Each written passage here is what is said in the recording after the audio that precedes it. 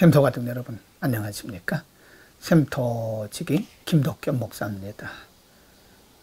지난 이사야서 24장에서는 하나님의 진노와 심판의 원인이 무엇인가, 그리고 하나님의 진노와 심판의 결과가 무엇인지에 대해서 아주 세밀하게 말씀을 했습니다.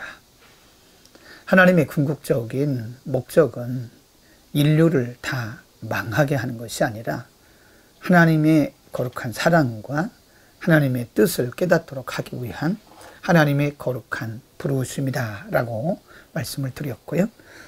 오늘은 이사야서 25장 1절에서 12절까지인데요. 오늘 본문에서는 이사야 선지자의 개인적인 하나님을 향한 찬양과 고백, 그리고 그의 결단에 대해서 기록을 하고 있습니다.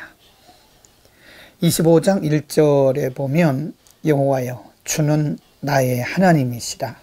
내가 주를 높이고 주의 이름을 찬송하올 것이다 라고 그는 고백하고 또 결단하고 있습니다.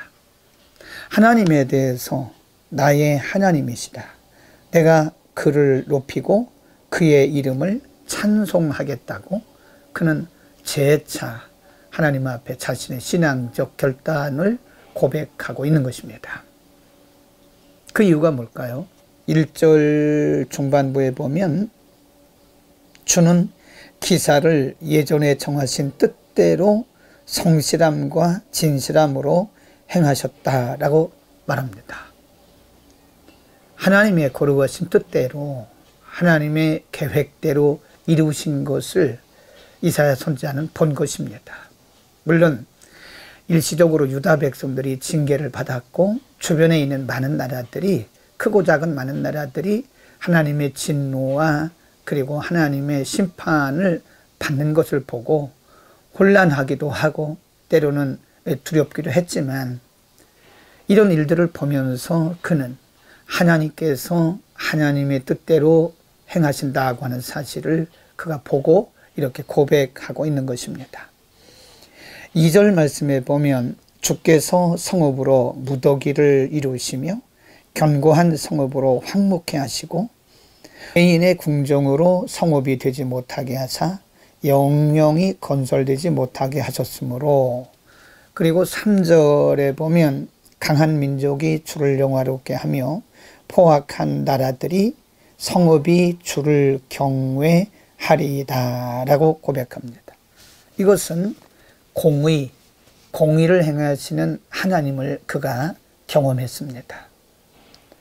하나님께서 불의와 불법을 행하는 자들을 낮추시고 멸하시고 결국은 하나님의 의가 세워지는 것을 보면서 이사야 선지자는 하나님을 향해서 하나님의 공의를 발견하고 나서야 그는 하나님을 찬양하고 결단하고 고백하고 있는 것입니다. 또 4절 말씀에서도 하나님의 공의에 대해서 이렇게 고백합니다. 4절 주는 포악자의 기세가 성벽을 충돌하는 폭풍과 같을 때에 빈궁한 자의 보장이시며 환난당한 빈궁한 자의 보장이시고 폭풍 중에 피난처이시며 폭양을 피하는 그늘이 되셨다. 악인의 악은 꺾으시고 의인은 하나님이 세우셨다라고 그는 발견하고 고백하고 있는 것입니다. 여러분, 우리는 이사야 선지자뿐만 아니라 유다 백성들, 오늘날 우리들까지도 우리 주변에서 일어나고 있는 악한 무리들의 특세를 보면서 때로는 우리가 혼란스럽기도 하고 때로는 혼돈될 때도 있습니다. 원론적으로 보면, 그리고 이론적으로 말하면, 상식적으로 볼 때에 의인들이 잘되고 번성하고 악인들이 오히려 약화되고 안 돼야 되는데, 악을 행하는 사람들이 득세를 하고 의인들이 도리어 악인들에게 조롱당하고 때로는 박해받고 때로는 멸시받는 것을 볼 때가 있습니다. 그러나 오늘 본문의 말씀처럼 공의로우신 하나님께서는 반드시 하나님의 공의대로 세상을 세워나가시는 것입니다. 그래서 하나님을 의지하고 하나님의 약속과 말씀을 믿는 우리들은 일시적으로 나타나는 그런 현상들 때문에 우리의 믿음을 쉽게 약화시켜서는 안 됩니다. 하나님은 살아계시고 하나님은 의인 편에 서시기 때문에 반드시 의인들에게 승리를 주시고 이 세상 역사가 궁극적으로는 의인들을 통해서 든든히 세워져 나간다는 사실을 우리는 믿어야 됩니다. 공의로우신 하나님은 지금도 공의로 세상을 통치하고 계십니다. 악인들의 득세하는 모습을 바라보면서 절망하거나 분노하지 말아야 됩니다. 이사야 선지자는 또 이렇게 확신과 그리고 자신의 기대를 하고 있습니다. 6절 말씀에서 이렇게 믿음의 기대를 가지고 있습니다. 그의 확신이기도 하고 그의 믿음이기도 합니다. 6절 만군의 여호와께서 이 산에서, 이 산은 시온산이죠. 이 산에서 만민을 위하여 기름진 것과 오래 저장하였던 포도주를 연회를 베푸시리니 곧 골수가 가득한 기름진 것과 오래 저장하였던 맑은 포도주로 하실 것이다 라고 말씀합니다. 하나님께서 만민에게 은혜를 베푸실 것이다 라고 하는 고백이고요. 믿음이고 7절에 보면 또 이 산에서 모든 민족의 그 가리워진 면박과 열방의 그 덮인 휘장을 제하실 것이다.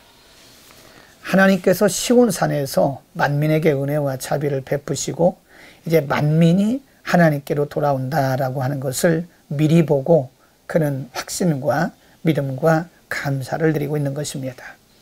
믿음의 사람은 언제나 미래를 바라보는 것입니다. 하나님은 예수 그리스도를 이 땅에 보내셔서 이제 수많은 열방의 모든 영혼들을 주께로 부르시고 돌아오는 자들마다 주의 이름으로 용서하시고 그들을 구원하셔서 천국 백성 삼으시는 것입니다. 하나님의 열심이 모든 열방과 모든 민족을 구원하시려고 하는 하나님의 열심히 이를 이루어가고 계시는 것입니다. 그래서 우리는 현재를 믿음으로 바라봐야 되고 미래도 궁극적으로 구원하시고 이루어가시는 하나님의 역사를 바라보면서 이사야처럼 우리는 믿음으로 세계를 바라봐야 되는 것입니다. 믿음으로 역사하실 하나님은 지금과 그리고 미래에 여전히 하나님의 거룩하신 계획과 뜻대로 하나님의 역사를 이루어 가실 것입니다. 보이는 대로 판단하지 말고 보이는 대로 우리가 결정하지 말고 의로우신 하나님, 공의로 행하시는 살아계신 하나님께서 이 세상 모든 민족들을 부르시는 하나님의 귀한 사역이 지금도 이루어지고 있음을 믿고 우리는 크거나 작거나 각각 우리에게 맡겨주신 일들을 잘 감당하면서 현재도 믿음으로 바라보고 미래도 믿음으로 바라보는 귀한 역사가 우리 가운데 있기를 축복합니다.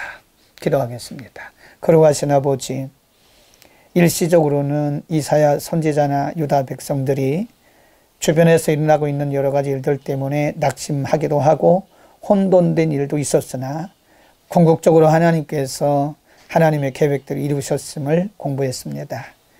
이사야 선지자처럼 현재도 믿음으로 바라보고 미래도 믿음으로 바라보면서 하나님의 영원하신 통치를 우리가 바라보게 하옵소서. 일시적으로 일어나는 일들 때문에 일희일비하지 말게 하시고 궁극적으로 승리케 하시는 하나님을 바라보면서 늘 담대히 승리하는 우리 모두가 되게 하여 주옵소서. 예수 그리스도의 이름으로 기도드립니다. 아멘.